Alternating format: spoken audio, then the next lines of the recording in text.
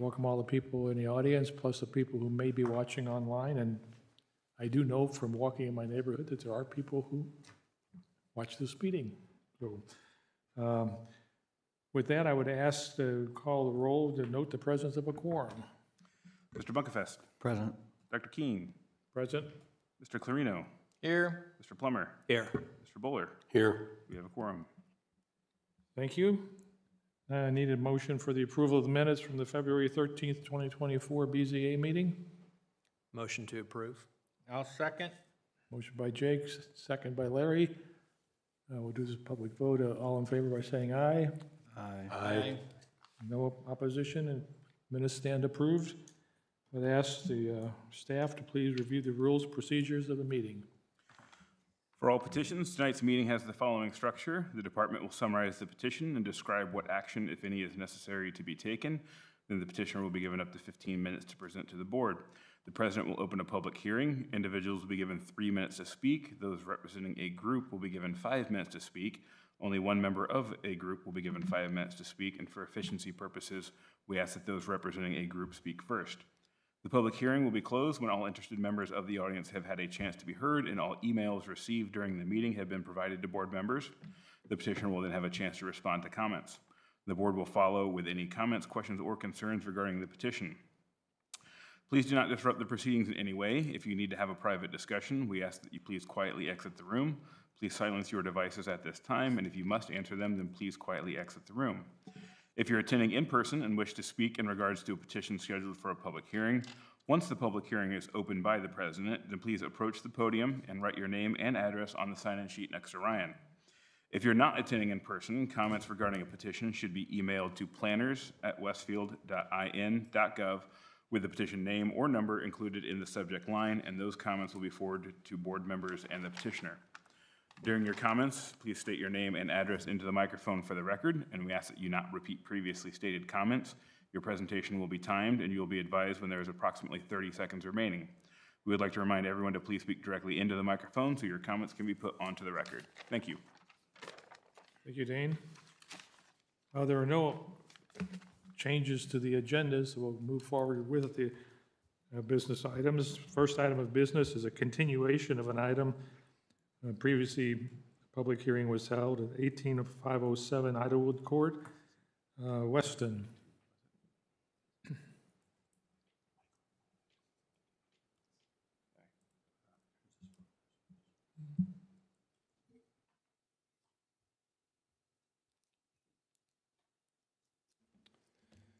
Yep, so thank you, President, members of the board. For the record, Weston Rogers with the Community Development Department.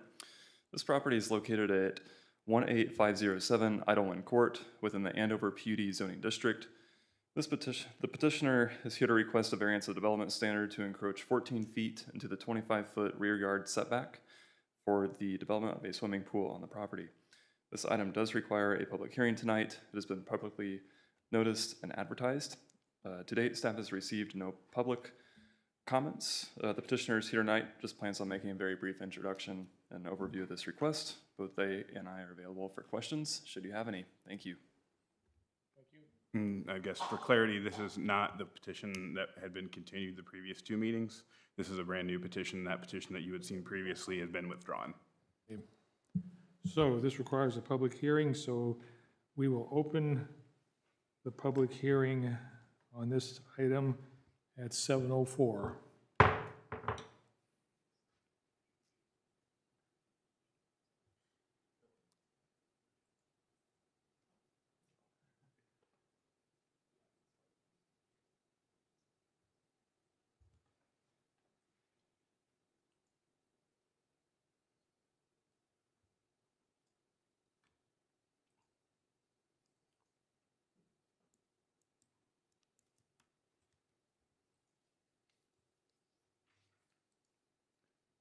For those who have not been here before, we wait a little while because people can send in emails online if they're watching it, so we just wait for that to occur.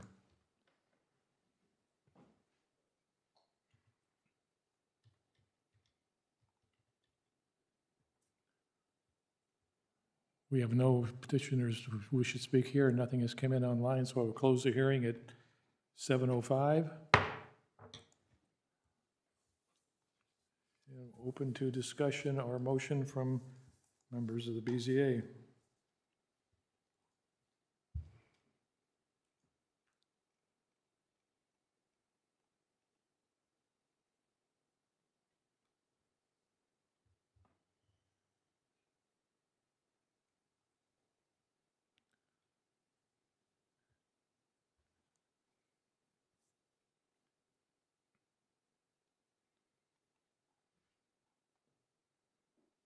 I'm going to go ahead and just ask a question, Dane, or maybe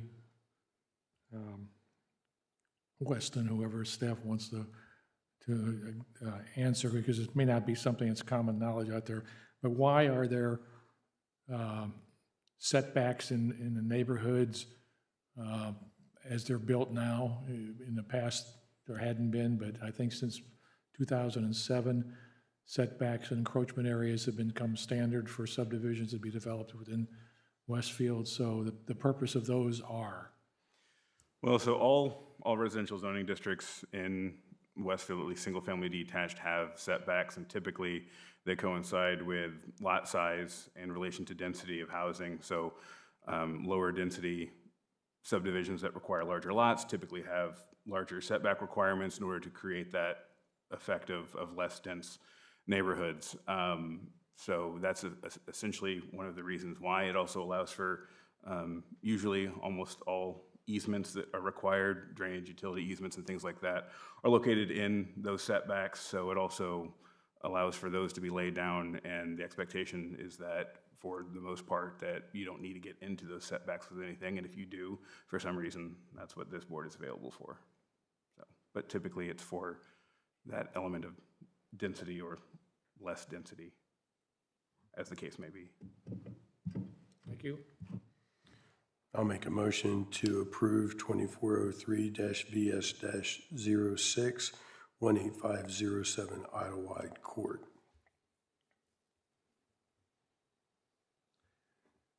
We have a motion. Is there a second? Second. We have a second. Dr. Keen? No. That Jake?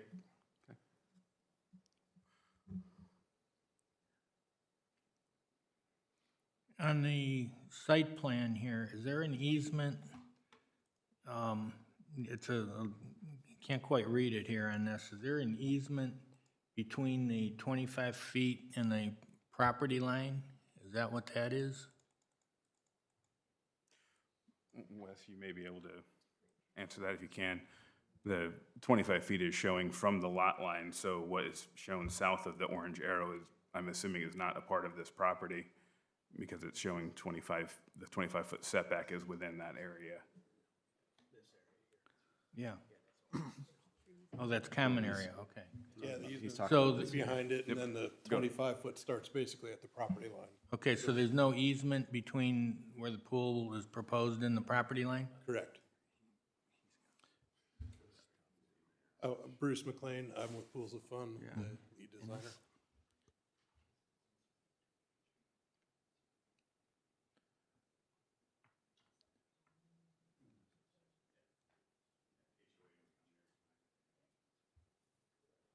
And the HOA has approved it as of yesterday.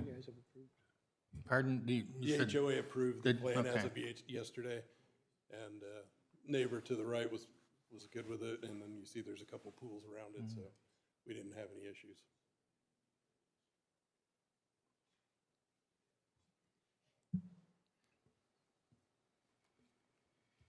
Any other comments? I have a motion and a second. Please call the roll. Dr. Keen? Yes. Mr. Buller? Yes. Mr. Clarino? yes, Mr. Plummer? Yes. Mr. Bunkefest? Yes. Motion carries.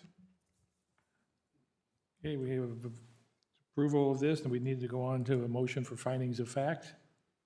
Do we have a motion for that? I'll make that motion.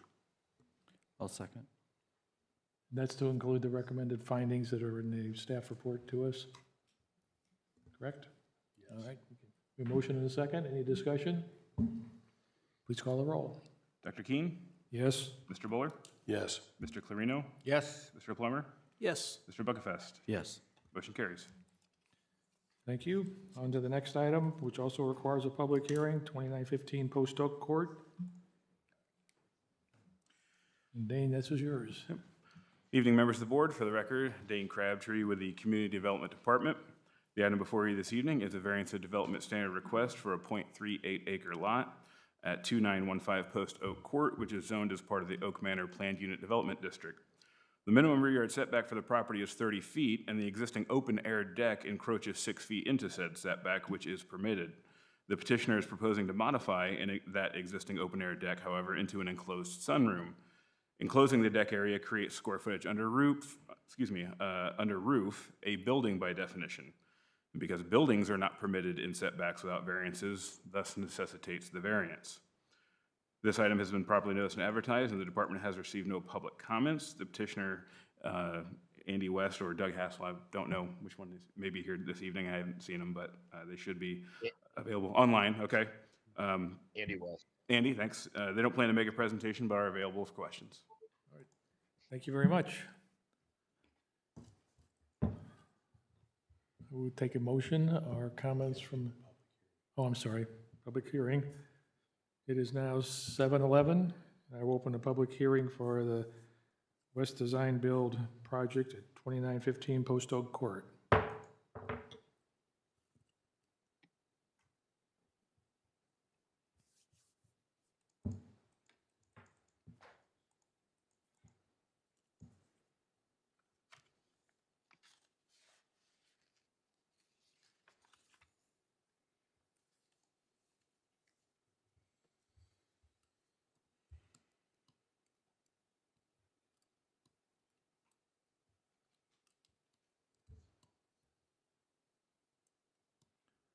No one here to speak. Was there anything online submitted? Nothing submitted online. I will close the hearing at 7:12.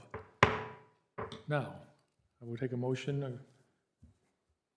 from any of the members of the BZA. I'll make the motion to approve. I'll second it. We have a motion and a second. Motion and second. Any questions, comments? I do have a question on the site plan. It says proposed residence. I assume that is now a built residence, right? Correct? Yeah, Okay. that's from the original plot plan from the Yep. building permit. Okay.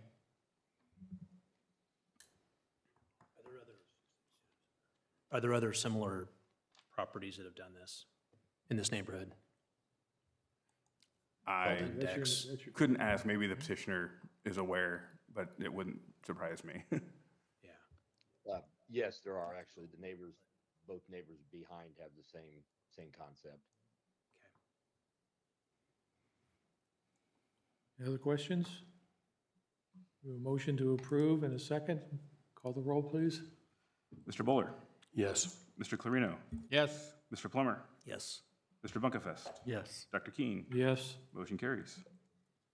We have approval for this item. I need to have a motion for findings of fact.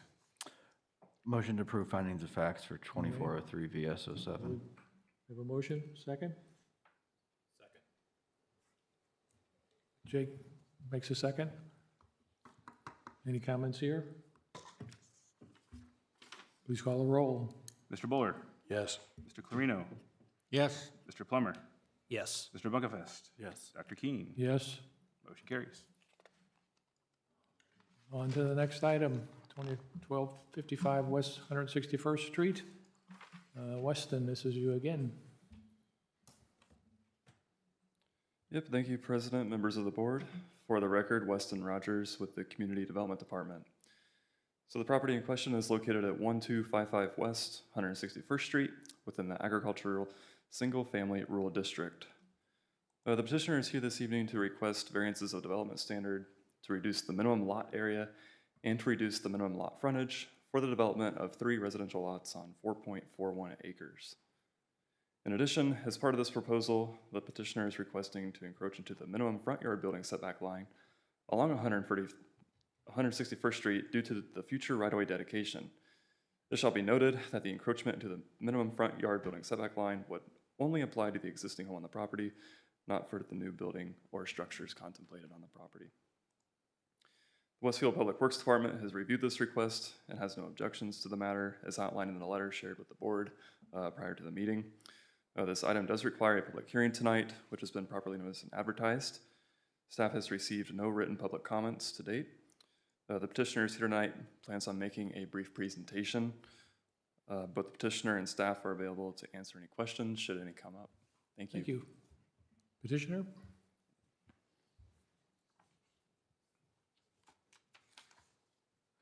Good evening. For the record, Russell Brown, an attorney with the law firm of Clark Quinn, 320 North Meridian Street, Suite 1100 in Indianapolis. I'll be brief. Your meeting is flying along and I don't want to derail the agenda, but we have three, as mentioned, we have three requests tonight that would allow for the proposed subdivision of this property into three new lots. Upon completion, you'll see on my site plan, you would have three lots, the largest being approximately 1.68 acres in size, and that would contain the existing home, which is under renovation and construction currently. You'd have two lots that would be approximately 1 acre in size each. And also, as part of this, through plating process, you'd be dedicating a little bit more than 6/10 of an acre of this site for future public right-of-way. So the first variance, as Weston mentioned, is a setback variance, and that occurs only because of the dedication of right-of-way. You would have otherwise be required a 100-foot setback here, but upon the dedication of that right-of-way, the existing home would no longer meet that requirement. We believe that that setback still allows for those things that Dane talked about in explaining to you what the purpose of a buffer yard or setback is. You would still have opportunities for appropriate landscaping and still have the opportunity to show the residential character which is common along this front of this 161st Street. The second variance relates to the lot size.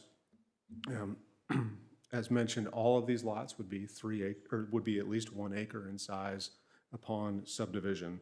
We believe that's consistent with a number of lots that are nearby or adjacent to the public right-of-way that have access directly onto either 161st or onto a ditch road.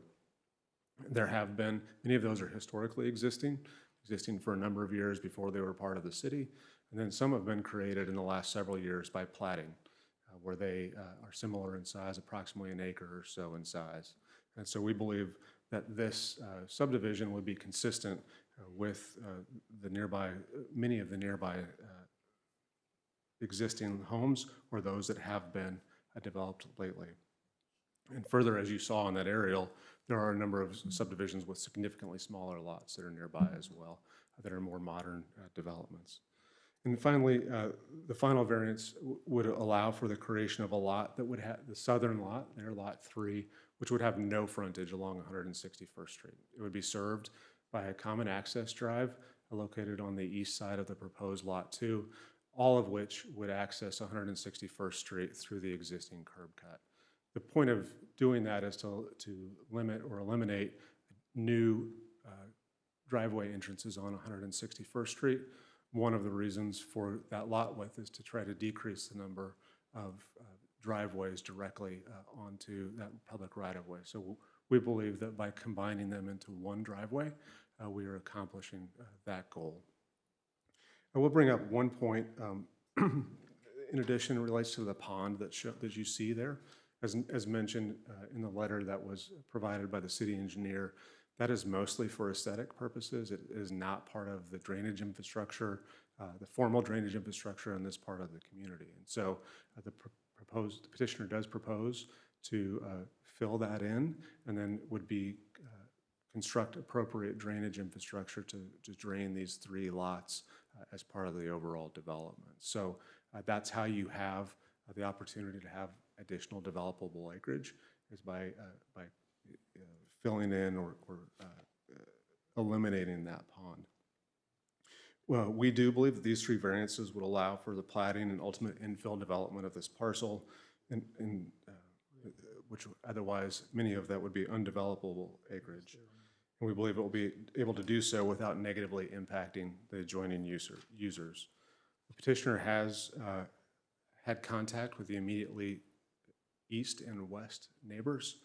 To his understanding, based on those conversations, they do not have objections to this request. But with that, we would incorporate our proposed findings of fact into the record and happy to answer any questions that the board might have. Any questions of the petitioner before we go to the public hearing? Yeah, I've got a question. When the extended right-of-way comes in, how are you handling the driveway? Because that will, I mean, it looks like you'd end up with a second curb cut. Yeah, obviously we'll have to deal with that when the right-of-way is actually improved. Obviously, if you look to the existing conditions east and west of this property, I anticipate it will be quite a while before you have a substantial expansion of right-of-way here, because you would be taking the entirety of the home to the east to do that right-of-way. To get 75 foot, you're going to have to take the entire home. So I think it will be dedicated, but it will still be utilized in the way is shown. So yes, once you have a actual improvement along there in the right-of-way, we would have to reconfigure it to be out of the right-of-way so you don't have a second cut. Okay, for staff, is that something that we're concerned with at this point? No, Public Works Department would work with the landowner at that time to figure out how to reconfigure it. That's common. Yeah, and Okay. I just wanted to add to the right-of-way dedication that you see on here, that would not necessarily mean the edge of pavement. That would just mean the available area for a roadway to travel through. So there would likely be a drainage swale in that area. There'd be a walking path in that area. So there would be some adjustability in there to accommodate that cut if that were to happen in the future. So. And one other quick question, does the county surveyor's office need to have notification on filling the pond?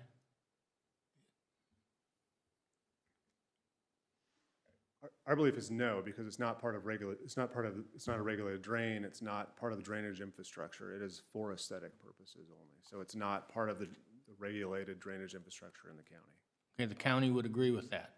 I believe we've had at least preliminary conversations with the surveyor's office to that extent, yes. Okay. If you said this, I apologize, but the shared drive, we are intending that will remain private and there'll just be some shared use agreement between the property owners? Yeah, it would probably be, I would assume that staff will make it a condition of plating when it's done, that would be, remain private and be available for both Lot 2 and Lot 3 owners. Thank you. Any other questions? We need to have a public hearing, so I will open a public hearing on this item at 7:22.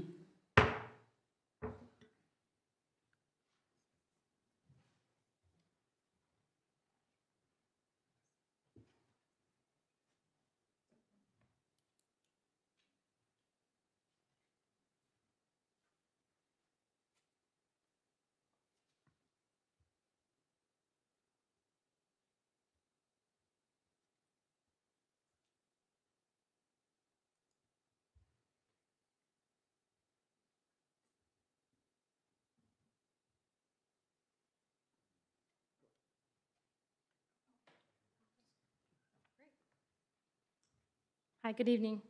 My name is Danica Eiler. I reside at 16061 Ditch Road here in Westfield. So while it's great that they spoke with the north or the east and west one, I'm the one to the south of their big line there. And I spent over an hour at a drainage board meeting yesterday regarding drainage with the properties to the east of here. And I have great concerns regarding filling this pond in. With respect to the drainage and the situation with water to the east of this property. There is currently a dispute going on between my neighbors about a different issue, but there is a lot of water that coagulates from where this pond is to where they're having a dispute on their property and to the east of me. And I have lived behind this property for a little over 5 years now. And this pond, which may or may not be part of drainage, but it oftentimes is above its banks. And so if it's going to get filled in my opinion, it's going to create a significant water problem, and I have not seen a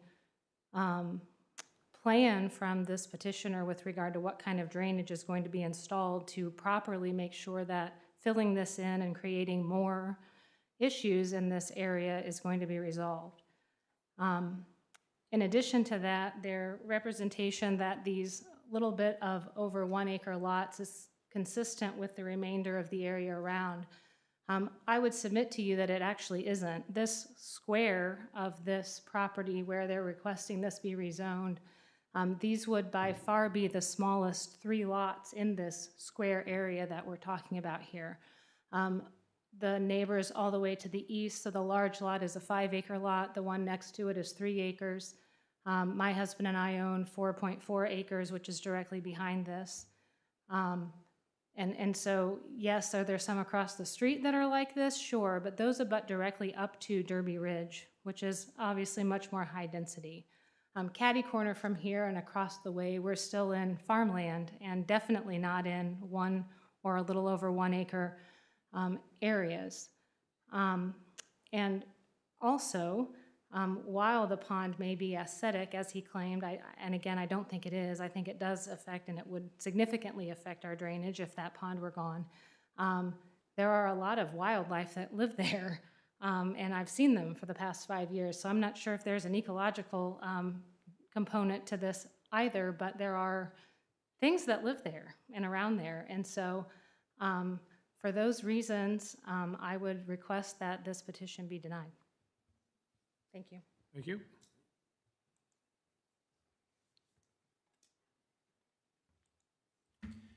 My name is David Morton.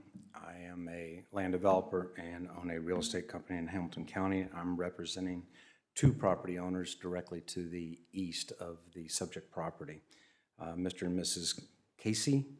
Ms. Casey is in Florida on vacation, and Mark Perron recently acquired 1209 West 161st Street, and he's out of town on business. Both of these, they've asked me to come tonight and represent them since they couldn't be here.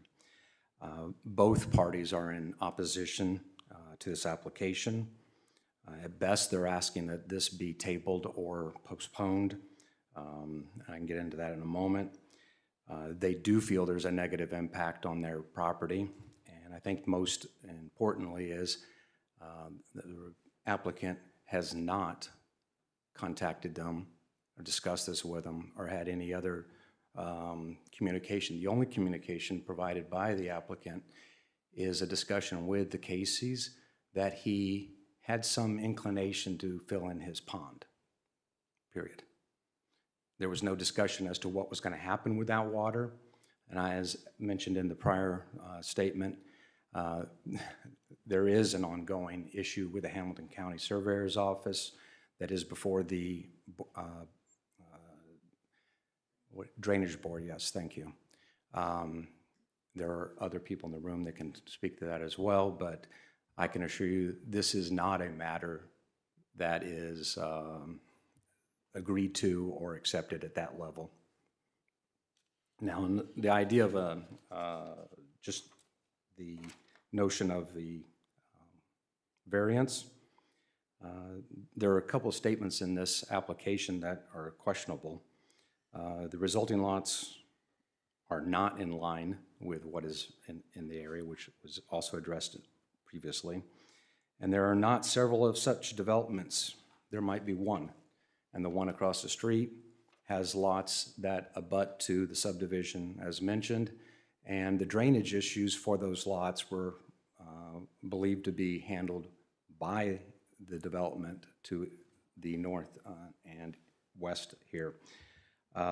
So those lots across the street, I mean, interestingly enough, I mean, maybe an aside issue, those lots aren't selling. I mean,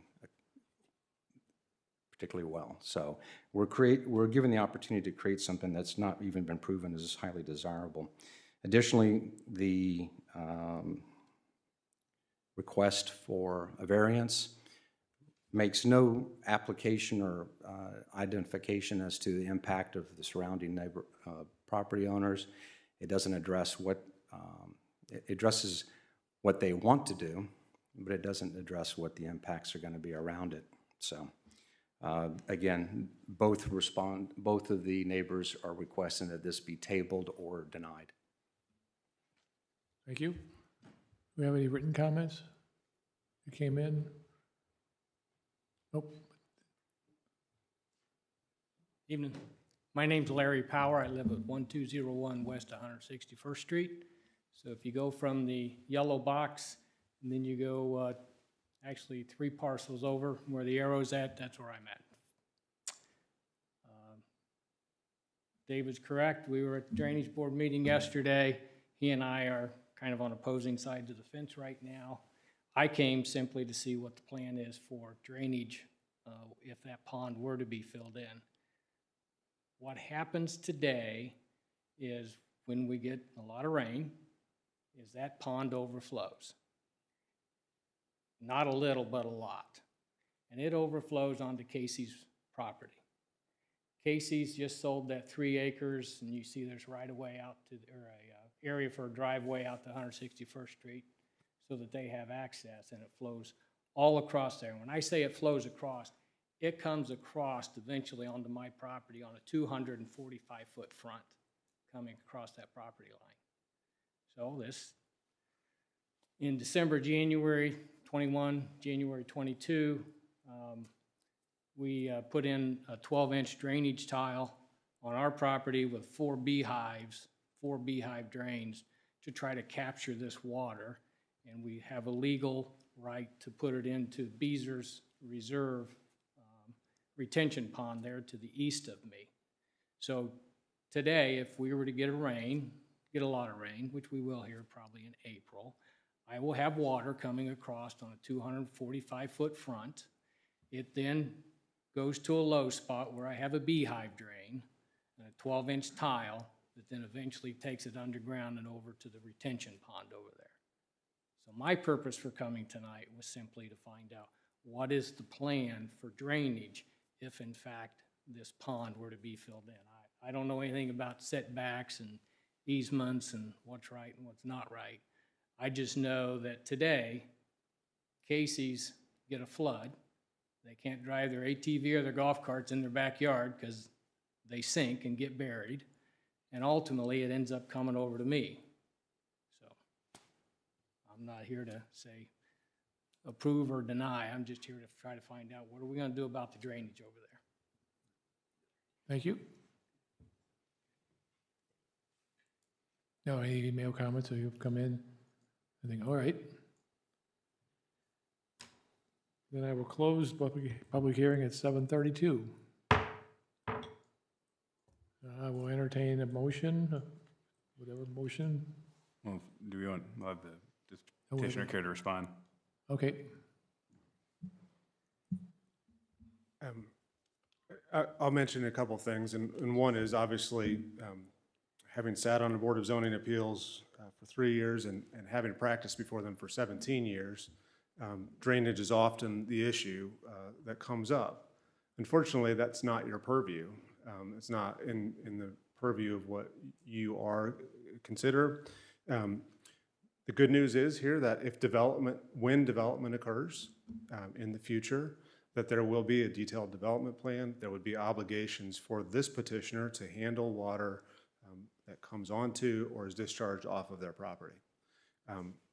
That existing condition where my understanding is it drains from the south to this property, overflows this pond, this aesthetic pond, and then flows to the east, there will be an obligation to figure that out and to fix it and to appropriately deal with it before you can pull building permits, before you can move forward with development on this site.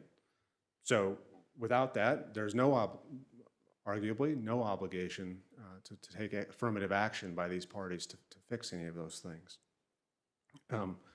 It's unfortunate that conversation with my client and the adjoining neighbor to the east didn't end the same way on behalf of both parties.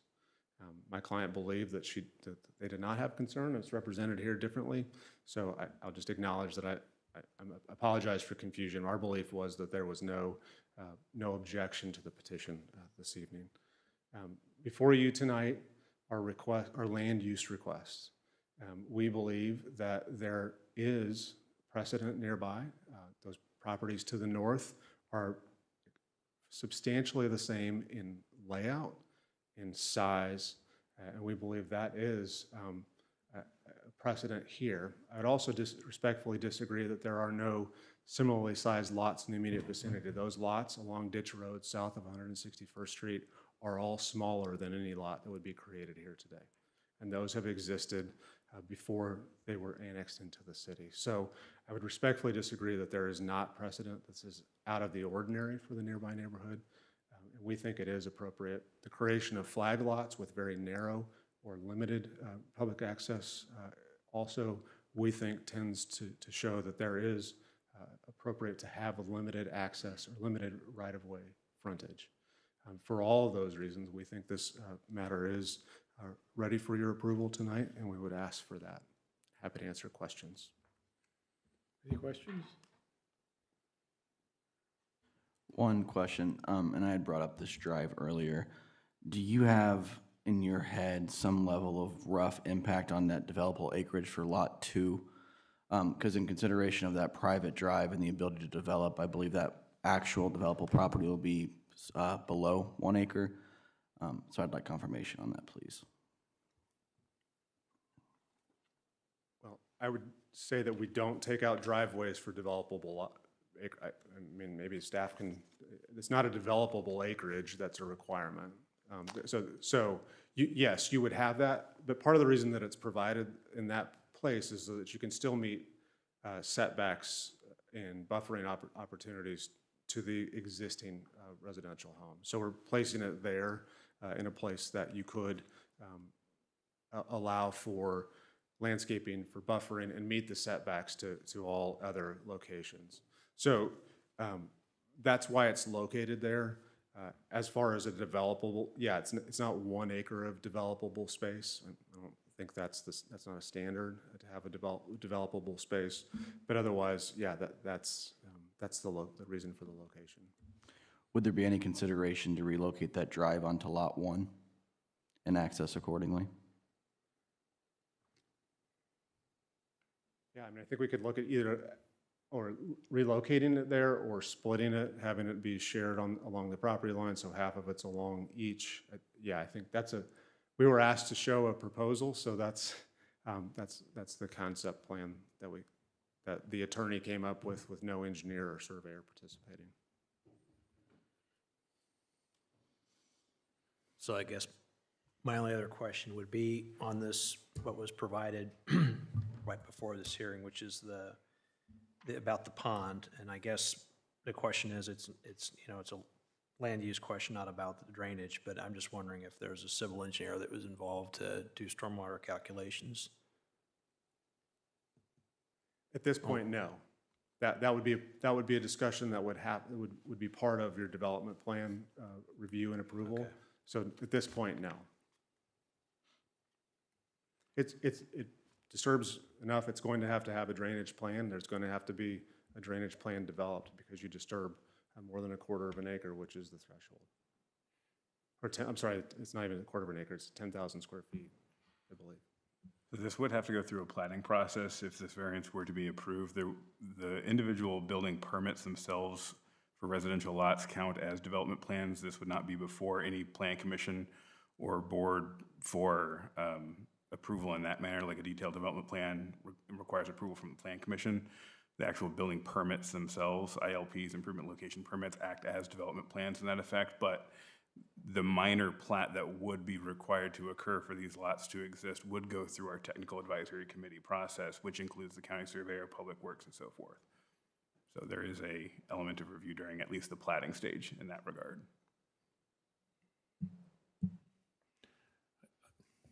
I have a question, it's maybe of staff, but this is the individual landowner having an ornamental pond, probably was dug by himself a while back. Could you not just fill it in without any permits or anything, since it's not part of a drainage plan or anything like that?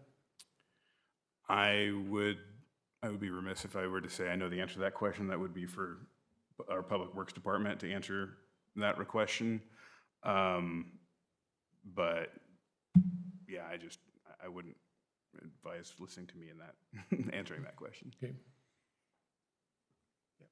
I'll say that we believe we have the right to do it because it's not part of the drainage infrastructure.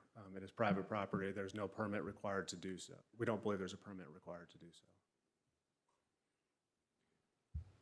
I have a question. Again, this is probably for staff, and I apologize. I'm new on the board here.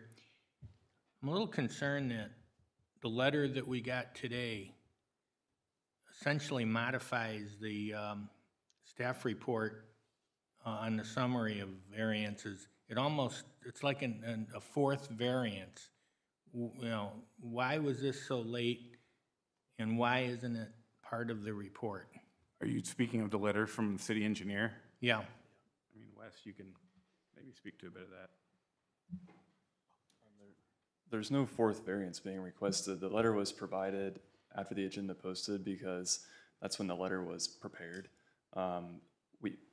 Once the agenda is posted, we can't modify things on the agenda until the day of the meeting when we can enter items into the record. But that letter is not requesting any additional variances beyond what are outlined in the staff report. Okay, yeah. I think the point to be made, Larry, is they're not requesting the variance for the pond because that will ultimately be up to the surveyor and the Board of Works to decide. They're just informing us that if we do approve the land use, there'd be no material. Okay. Yeah, we're in constant coordination with Public Works because we as a department, we don't want to bring something forward to your agenda without it being at least considered by Public Works. You know, that's essentially the purpose of that letter, is to, you know, I guess my only confirm comment the coordination. My only comment there would be, and I agree, if it's causing a lot of confusion, it might be a simple thing just to explain the difference between the process, that this has no, material impact. There's 3 variances that are under consideration that are in the staff report. This is not a land use issue. It's something related to the stormwater drainage board. That's correct. Yeah. Dane, I sincerely apologize because you probably just said this, but if we do approve land use, could you one more time please explain the next step for the petitioner to finalize those 3 parcels? Yeah, so if the variances before you were to be approved tonight, the petitioner would still be required to go through a minor platting process, which would essentially be to split the existing parcel into 3 separate parcels. And that plat is reviewed by our technical advisory committee, which is a monthly meeting that is held during normal business hours, and it includes,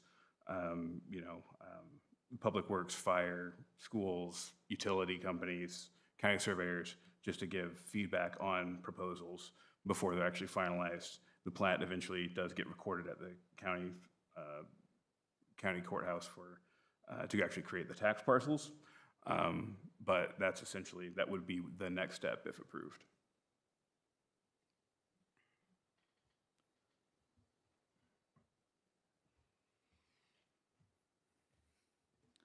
I guess my only thing then is, if we do move forward with this, my request is that shared drive switch property lines, or switch sides of the property line. And so maybe this is a question for legal or staff. Are we allowed to approve conditionally, or do they have to come back with that change? What does that look like?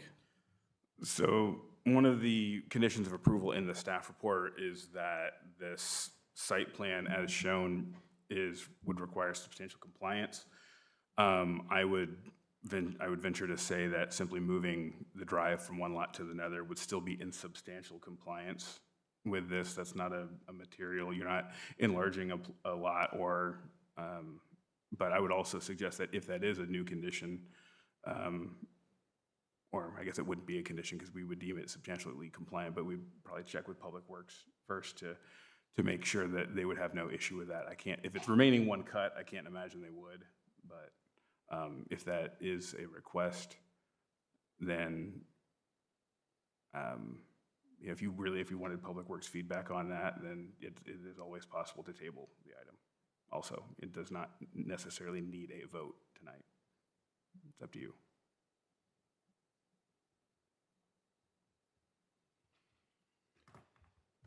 I can say the petitioner would be agreeable to that being a condition of approval.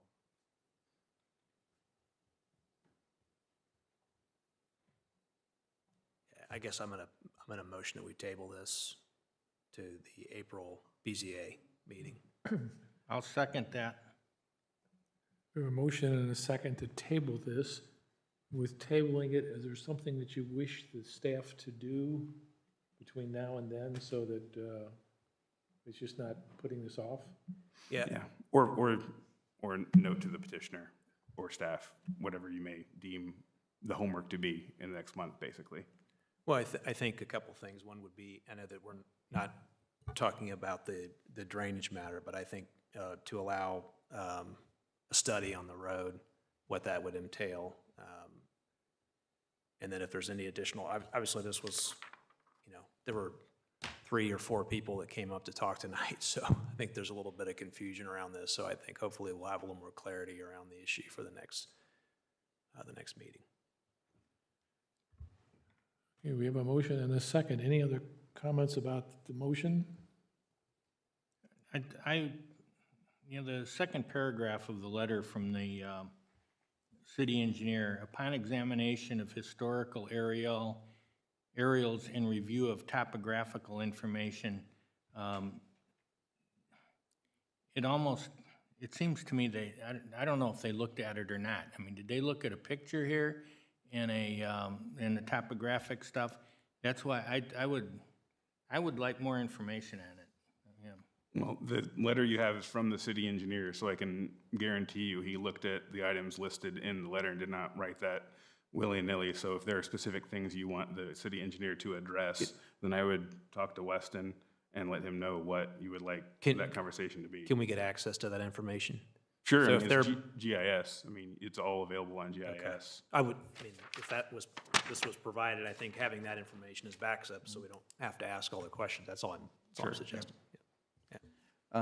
The one thing I'd like to see, and obviously this is not a proven formula specific to land use, is if we could see the anticipated perhaps home layout on the 3 parcels, just to better understand that component. I don't know if that would go a long way with appeasing the neighbor. I think that's obviously under Plat Committee's review process anyway at the time. But if that is possible, would like to see that at the next meeting.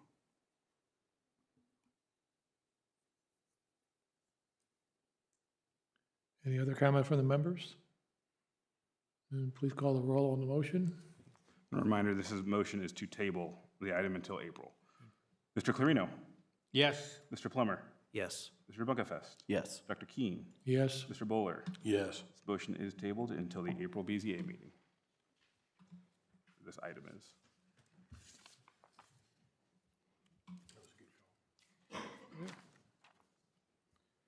Next item. Let's see. Right, 1499 Rosebank Drive. Dane, this is you. Good evening, members of the board. For the record, Dane Crabtree with the Community Development Department. The item before you this evening is a variance of development standard request for a .17 acre property at 1499 Rosebank Drive, which is zoned as part of the Harmony Planned Unit Development District. The minimum rear yard setback for the property is 20 feet, and the petitioner is proposing to encroach 5 feet into the setback to accommodate a therapy pool and deck. This item has been properly noticed and advertised. The department has received no public comments. The petitioner, Alyssa Cox from Sea Ray Pools, is present this evening. I'm the homeowner. I'm Chelsea. Chelsea, Beeman. sorry, Yes, I knew sorry. Alyssa was going to be here. You're fine. Alyssa should be on the phone. Yes. I'm online. I'm on the, if you can hear me, Sorry, I haven't I'm met here you just remote. Yes. in person. Nice to meet you. The homeowner is present this evening to give a brief presentation, after which they'll be available for questions. I'm Chelsea Beeman. For the record, I live at 1499 Rosebank Drive in Harmony. Alyssa's going to do the presentation, the technical side, and I'm here to answer any questions. Alyssa, do you want to go? Yeah, can you hear me okay? Yep, you're good. Okay. Yeah, so we are proposing to put a pool here for Chelsea's son, for a therapy purpose. In order to do so, it requires us to take the pool up to, we're encroaching 5 feet into the variance. The fence that is currently up, I mean, it's already kind of, blocking any of the space, so it wouldn't change anything in regards to like how the neighbors are in, sharing, the area. They shouldn't have anything like visible or I guess, for sight lines and that sort of thing. And as a side note, Are there any questions? I've already spoken to all the neighbors on all sides of me and have their written confirmation that this won't interact with their enjoyment of the properties. They're in support of this. I have a 4-year-old that has cerebral palsy, and we do aqua therapy and physical therapy, and this would be very beneficial rather than having to go out of town multiple times a week for therapy.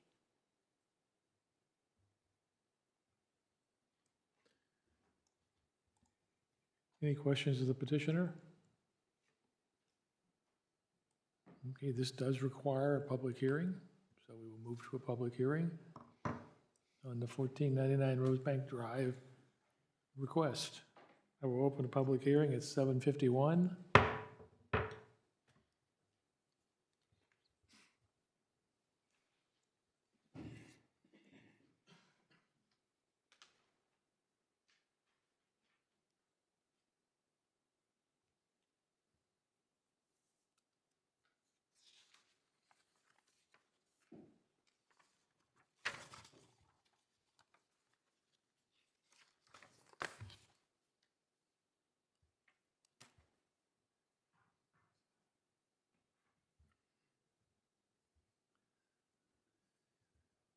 Anything online?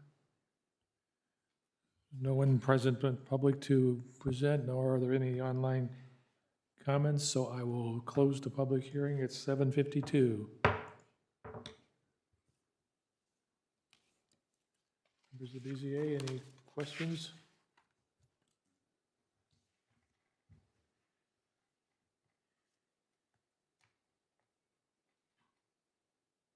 No question, I'll entertain a motion. I will make the motion for 2403 VS09 for approval. Your second? I'll second that. Second? Any comments? Seeing none, please call the roll. Mr. Plummer, Yes. Mr. Bunkefest, Yes. Dr. Keen, Yes. Mr. Buller, Yes. Mr. Clarito. Yes. Motion carries. All right. Now we'll move on to findings of fact. Findings of fact. Do I have a motion for findings of fact? I'll make that motion. Jeff motions, second. I'll second. Second by Larry. Any comments?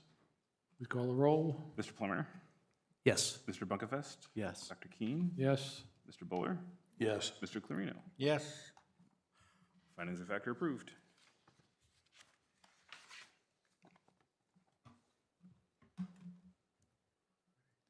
Moving on to the next item, 1315 East 191st Street, City of Westfield. It does require a public hearing. Ryan? Thank you, President. Members of the board, good evening. For the record, Ryan Collingwood with the Community Development Department. The subject property is about 1.9 acres in size and is located at 1315 East 191st Street within the AGSF1 Agricultural and Single Family Rural Zoning District. The petitioner is requesting multiple variants of development standards in order to construct a new fire station for the Westfield Fire Department. It will be known as Station Number 84. The subject lot, in which was created prior to zoning was adopted, is deemed a legal non-conforming lot due to characteristics of the property not conforming to the applicable standards of the AGSF1 zoning district. The petitioner requests, the petitioner requests the minimum lot area be modified to permit the current acreage as it exists today. In addition, the front, side, and rear yard setbacks will also be modified to permit the proposed structure's location as seen in Exhibit 3, which is the site plan. Next, the petitioner requests that the US 31 overlay requirements not apply to the development due to numerous regulations of the overlay district not aligning with characteristics of the property. Lastly, due to the nature of the development and the required orientation of the docks, the petitioner requests building orientation as well as the service and loading area screening standards of the UDO to also not apply to the development of the fire station. This item does require a public hearing tonight, which has been properly noticed and advertised. Staff has received no comments related to the petition. The petitioner's representative is here this evening. She is available to answer any questions, as am I, should you have any for staff. Thank you.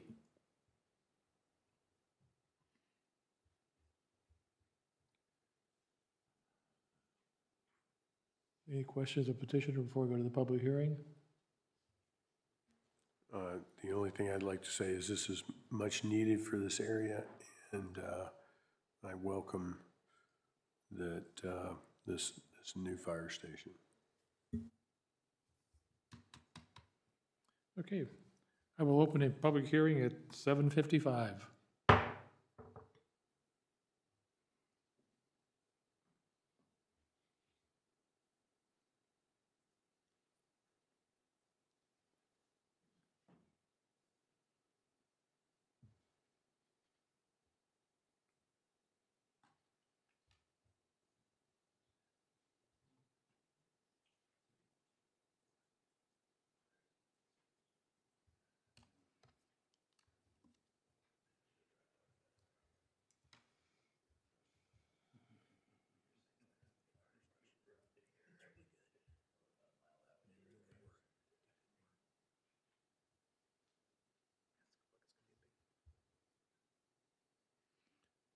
Nothing online? No public comments from anyone present, nor is there anything coming in online, so I will close the public hearing at 7:56. Any questions?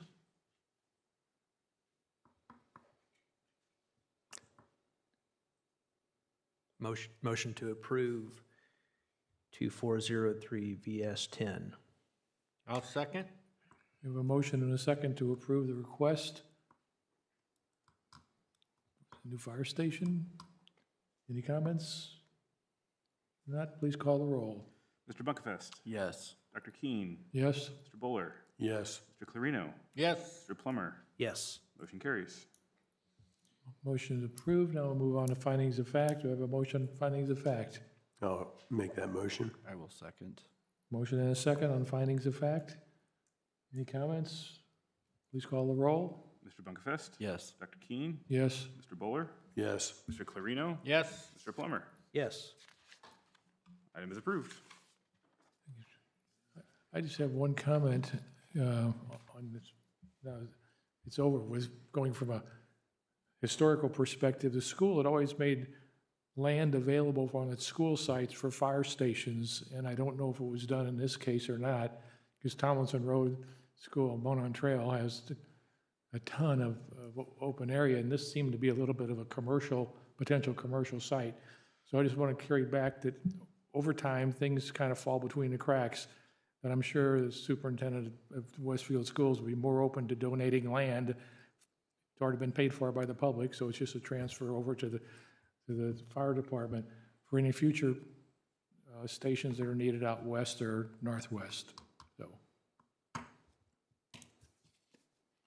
with that, we'll move on to the next item, 147 South Walnut Street.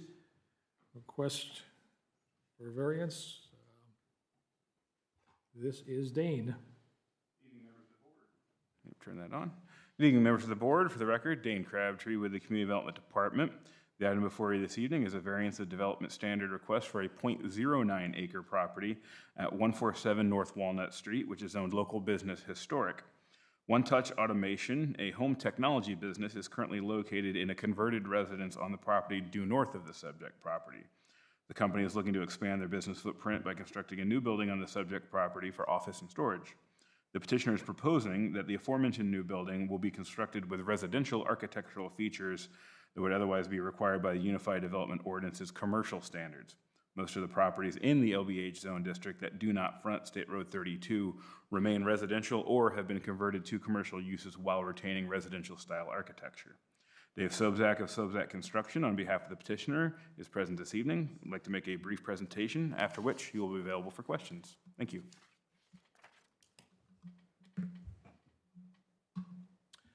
Good evening, Mr. Chairman and members of the board. I'm Dave Sobzak, Sobzak Construction Services, and here to present or answer any questions about the One Touch automation proposal. We are asking for a variance of the architectural standards, as Dane stated, to make it blend into the more residential style of the area, which is located just south of here. You can almost look out the window and see it.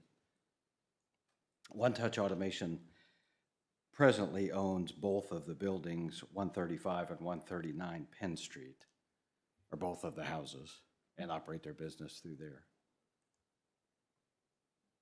They've owned the lot since 2015. There used to be a house on it, fell into a lot of disrepair when they owned it, so then they demolished it.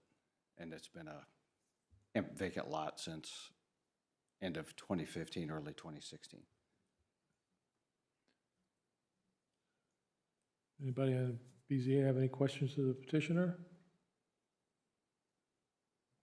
No questions, then we'll move to the public hearing. I will open the public hearing at 8 o'clock.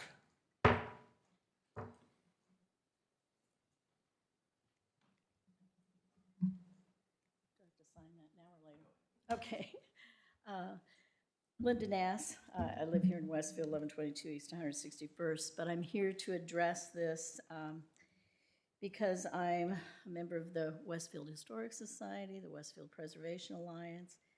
I'm a member of the COA Advisory Team, which is the State Road 32 project, and also a member of the committee for the saving of the fire station within the Union Square project. So we've talked about properties in this area quite a bit, and this property is located within what they call the APE, which is the area that was considered as part of the project for State Road 32. So it is under the purview of the State Road 32 also. I'm not saying that that means that this use doesn't fit. I'm just making you aware of that.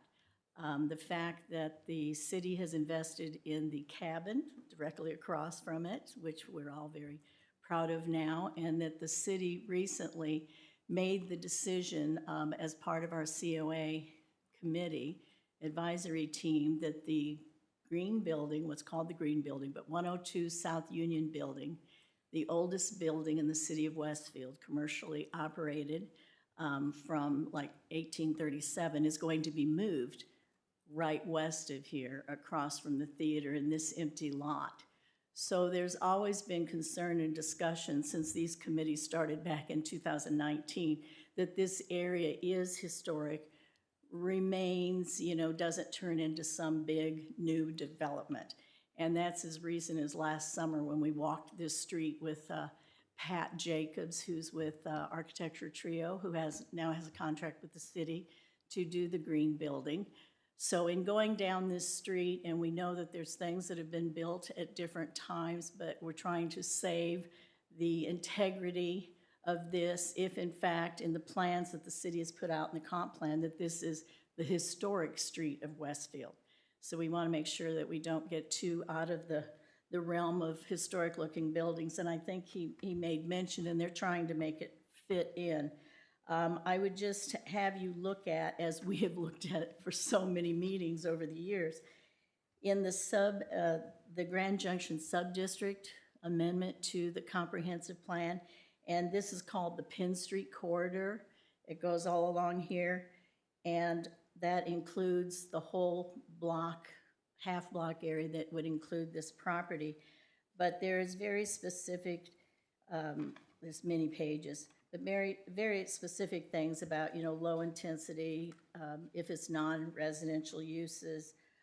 There is on pages, the last 2 pages I copied here, the Penn Street corridor design requirements were very specific, and as we've met with all different kinds of groups, and this subject of, you know, the historic integrity, those items on pages 60 and 61, we'd like to see those upheld.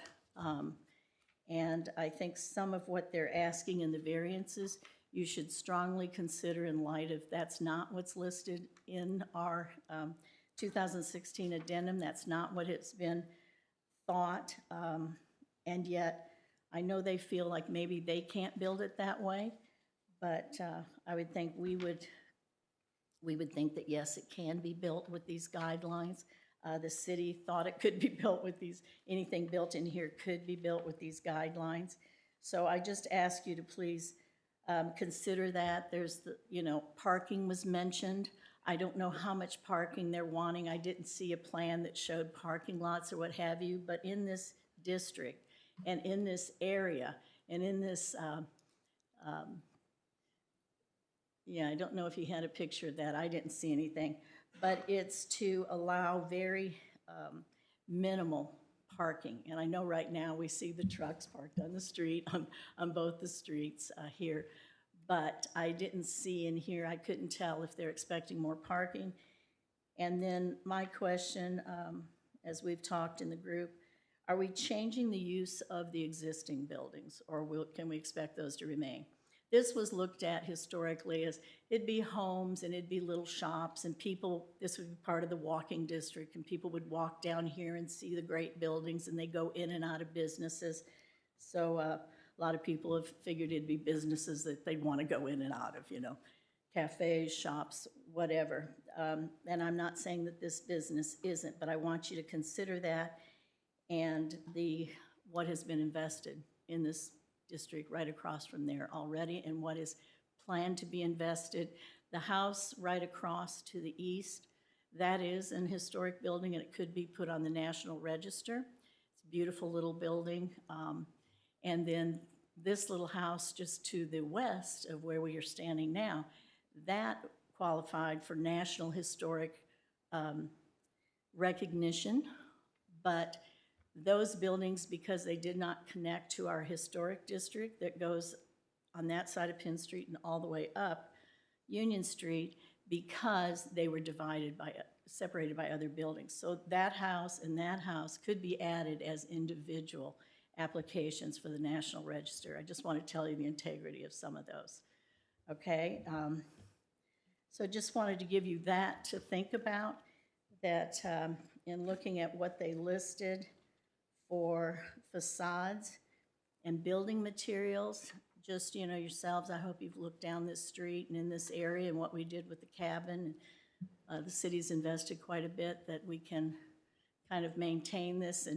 And nobody said when, you know, when the city decided where they were going to move the green building, we all had a vote. Some of us wanted it more down by the crossroads, but it's going to be right here. So we just want to make sure nothing happens that takes away the integrity of that building and the area that it sits in. We wouldn't want to see a whole bunch of new buildings just crop up that don't fit an historic scape. Okay? Thank you. Thank you.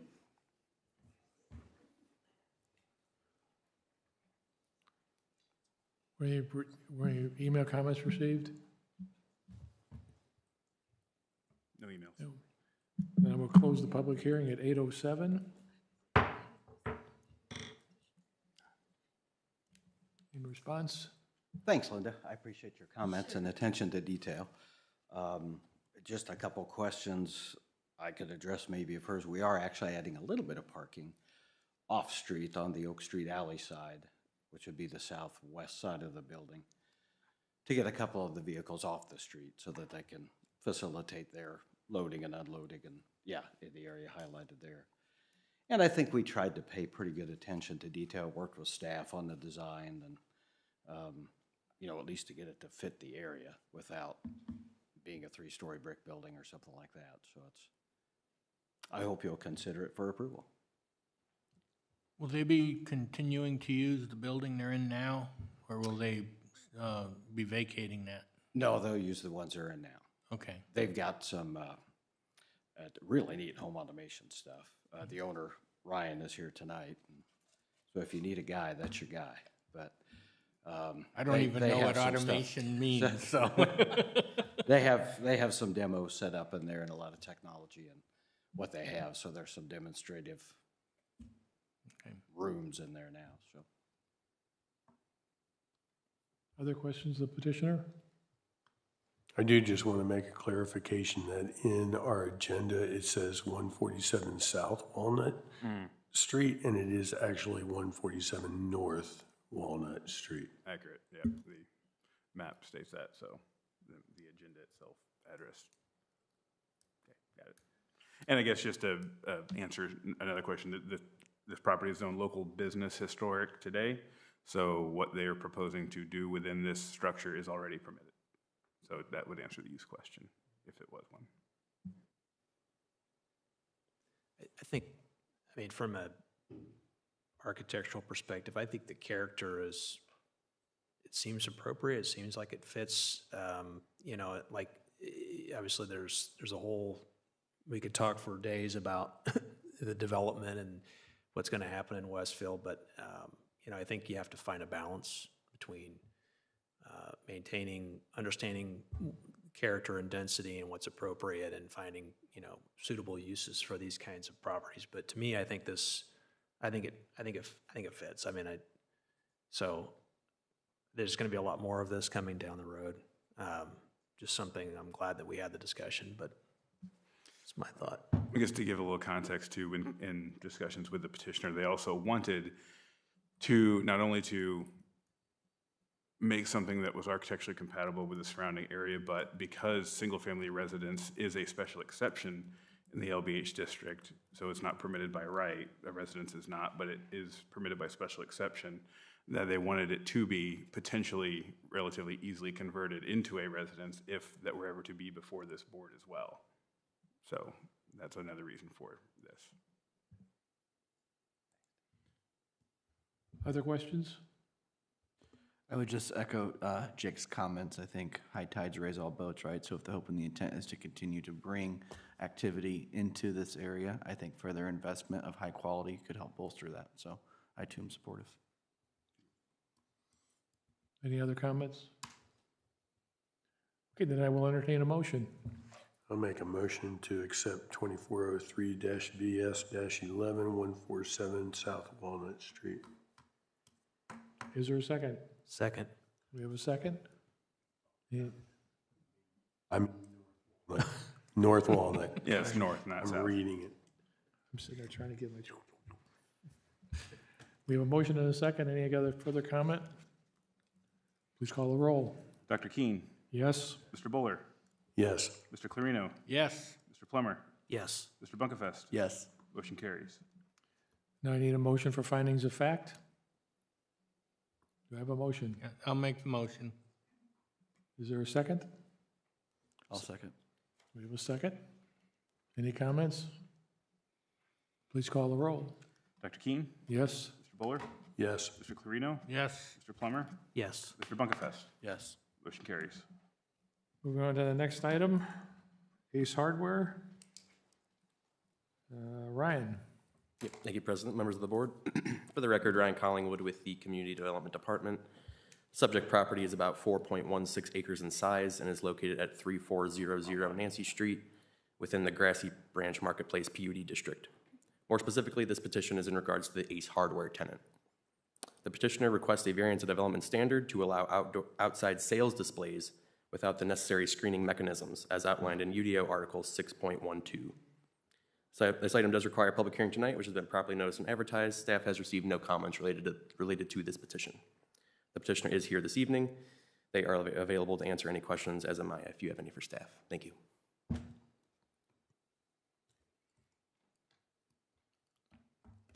Hey, good evening. I'm Chris Williams. I live in Avon, Indiana, but I represent Benja's Ace Hardware, and we have several stores throughout the city. So our request is when we first opened up, you can actually see right there, we actually had stuff on the sidewalk, but we were unaware that we had to go and get permission to do that. But the community has been asking for us to be able to have a bigger selection and make it more accessible to them. Because right now you can see the garden center, there's no direct access from the parking lot, so they have to go all the way into the store, into the garden center, then to the registers, and then out to the parking lot. What we're asking is for a variance to do what you see there, so that way we can make it easier for our customers to load up their mulches, their dirts, and that sort of stuff, and do it quickly. So that's why we're here. Any questions, petitioner? Are you planning to do more than just what you have today, like as far as the pallets? Are you planning to pretty it up a little bit? No, well, this was towards the end of the season when it had been chopped down. As we get that, we will actually move that into the garden center, so that way it's full pallet presentations. But it'll take up roughly about that amount of space.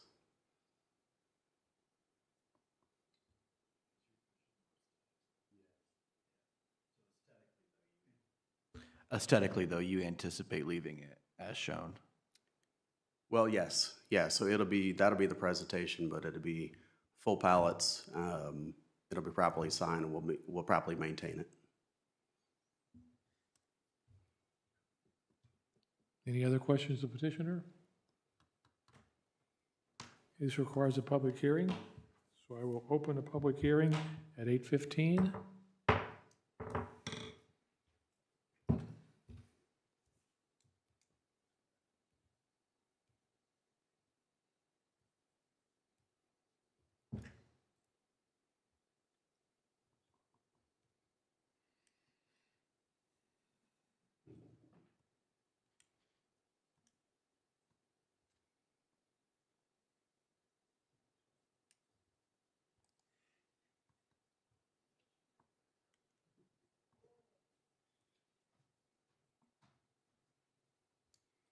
We have any comments online?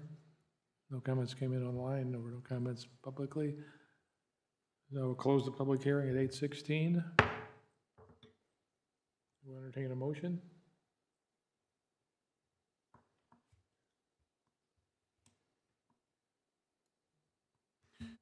Before we do that, staff, is there any way that we can say, because it just says permit outdoor sales displays on 4.16 acres. Can we say that it's designated just to the front of the building so that it's not, that doesn't give them purview to, not that they would, but it doesn't give them purview to just put stuff anywhere they want? So I had a condition of approval within the staff report that ties the locations of the seasonal displays of merchandise to the site plan, which was pulled up here. So generally, it does kind of tie that this location here as shown. That could be the only location of the merchandise. Okay, great, thank you. And I have a question also, and again, this is probably staff. If the parcel to the east of this were to develop and the sidewalk then becomes an important amenity, is there a way to, because now we're obstructing the sidewalk, not that, and I have no idea what would go in there. I mean, how do we handle that? So this is a bit of a dated aerial. The property to the east has already been developed. It's the Options Charter School. Mm-hmm. So it's already developed.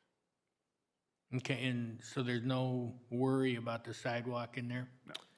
To confirm, I'm staring at the GIS now, and it looks like their dumpster enclosure is actually directly in line with that sidewalk, so there would be no sidewalk Right. placement.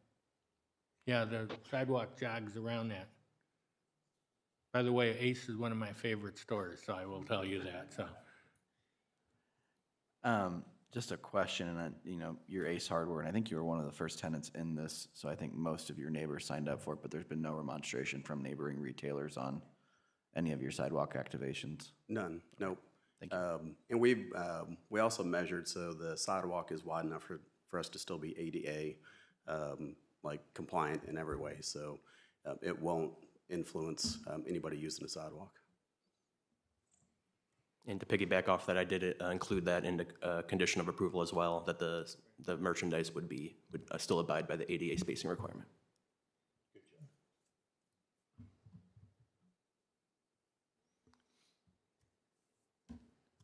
I've lost track. Do we have a motion and a second on this? I will make a motion to approve 2403 VS 12. We have a motion. Is there a second? I will be happy to second that. Okay. We have a motion and a second. Any further comment? Please call the roll. Mr. Buller? Yes. Mr. Clarino? Yes. Mr. Plummer? Yes. Mr. Bunkevest? Yes. And Dr. Keen? Yes. Motion carries. All right, we have approval, so now we need to move to findings of fact. We have a motion.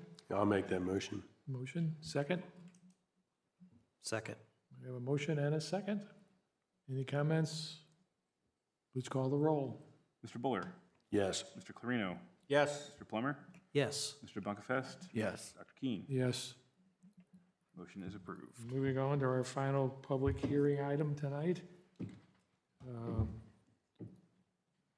Real quick, it's also just temporary. So our peak season for this is April, May, and June. So that won't, it'll only be there during that time frame to make sure that, like, we have it out for the customers. So the sidewalk will be empty after that. Thank you for that clarification.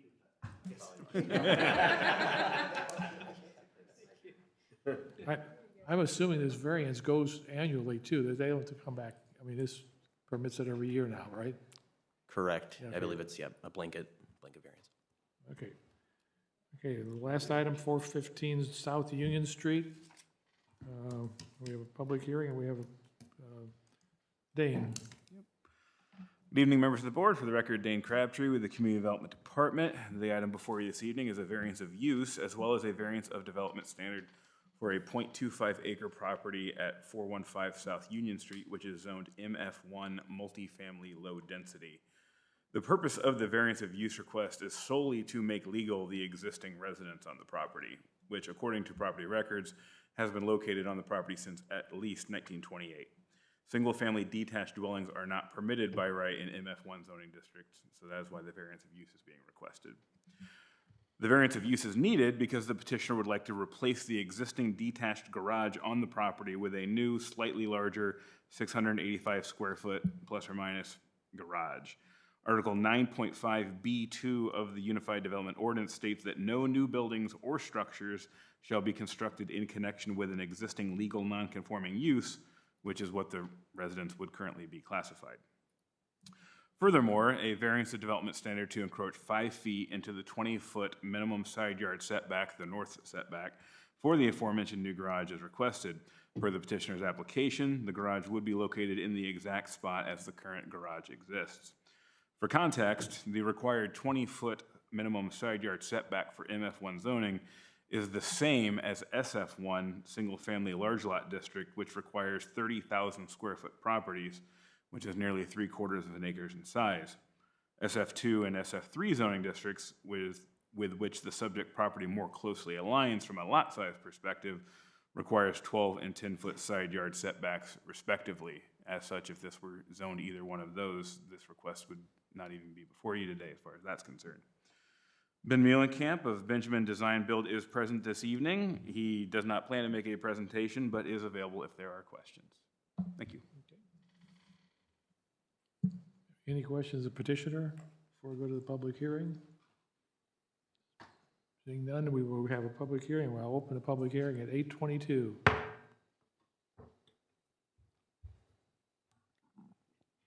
Judy Stanley Shuck, 209 West Main Street, Westfield.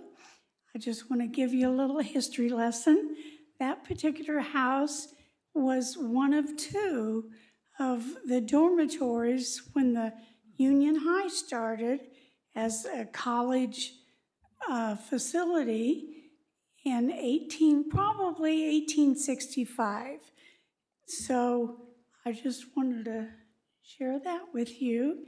And we have a lot of nice, it's also part of a National Registry District of the college and those two buildings as dormitories. Okay.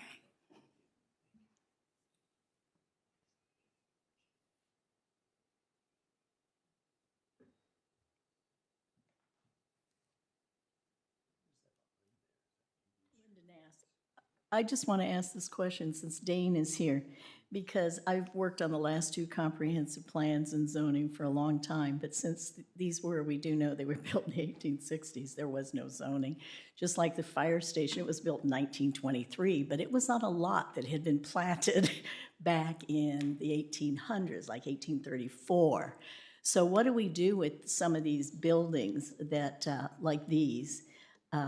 Yeah, it was changed to MF1, but that was much longer after it was there. And actually, they were dormitory buildings. So the kids from the school lived in these buildings. I guess you could say it was multifamily at the time. But I guess that's a question up for maybe this isn't the appropriate place, but I think we have other buildings and places out in our agricultural areas and some of our non-annex that have been there long before there's been any zoning or rules.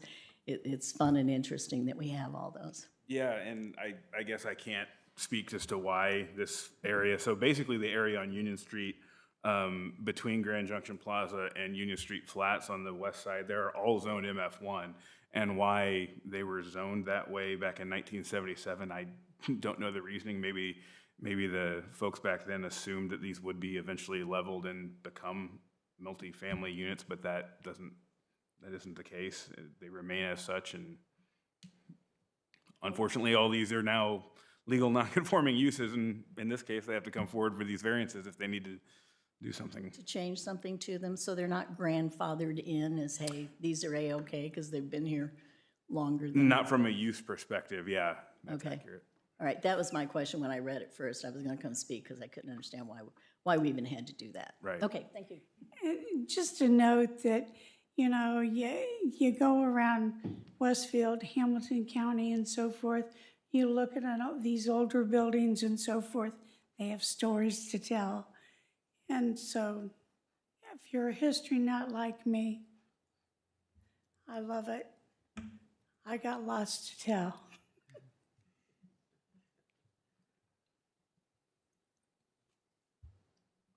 Okay, I'm looking for a motion.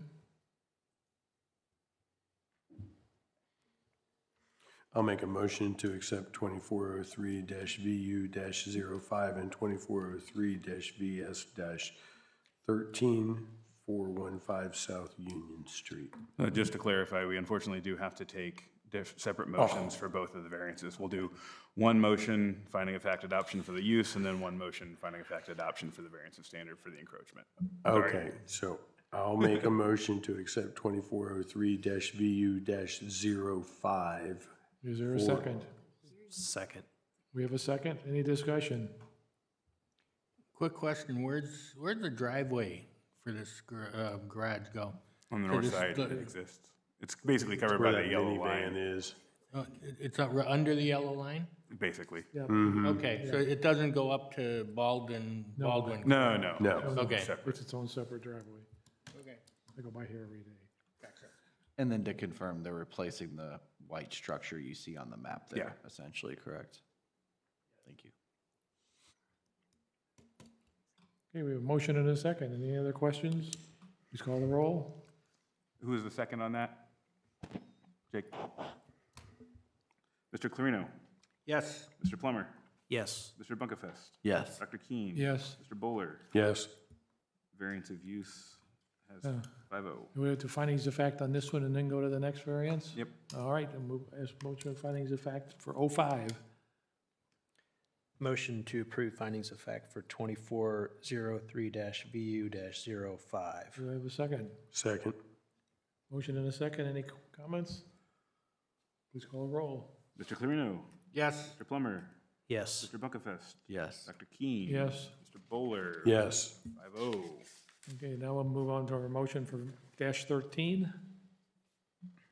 I'll make a motion to accept 2403-VS-13-415 South Union Street. Is there a second? Second. We have a motion and a second. Any questions? That's all right, call the roll, please. Mr. Plummer? Yes. Mr. Bunkefest? Yes. Dr. Keen? Yes. Mr. Bowler? Yes. Mr. Clarino? Yes. Motion carries. Now accept a motion for findings of fact. Make a motion to approve findings of fact for, A motion, Second. and we have a second. Discussion? Okay. Don't stop me Let's now, let's call go. the We're good? Yep. All right, Mr. Plummer? Yes. Mr. Bunkefest? yes. Dr. Keen? Yes. Mr. Bowler? Yes. Mr. Clarino? Yes. 5-0. Okay. We have two reports, so the first one's the Plan Commission Liaison, that's me, and I'm just gonna make a very brief report that the biggest thing that came up at Plan Commission was North Point 2, and that's an ongoing, call it study group, ongoing group that's trying to come to consensus so that they can develop North Point 2, which was, of course, the contentious area for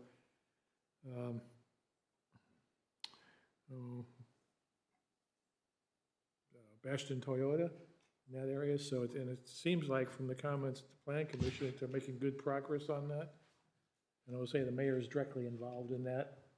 So he's really out there trying to get a large commercial project going. So just keep tuned for that. I think they will be back before the Plan Commission at the first meeting in April, and hopefully we'll have a recommendation. Other than that, mainly routine business there. So, City Community Development Department, any comments? That's right now. All right, then I'll entertain a motion for adjournment. I will make a motion to adjourn. Second. Second. All in favor, please signify by saying aye. Aye. Meeting is adjourned. Adjourned at 8:30. Huh, what?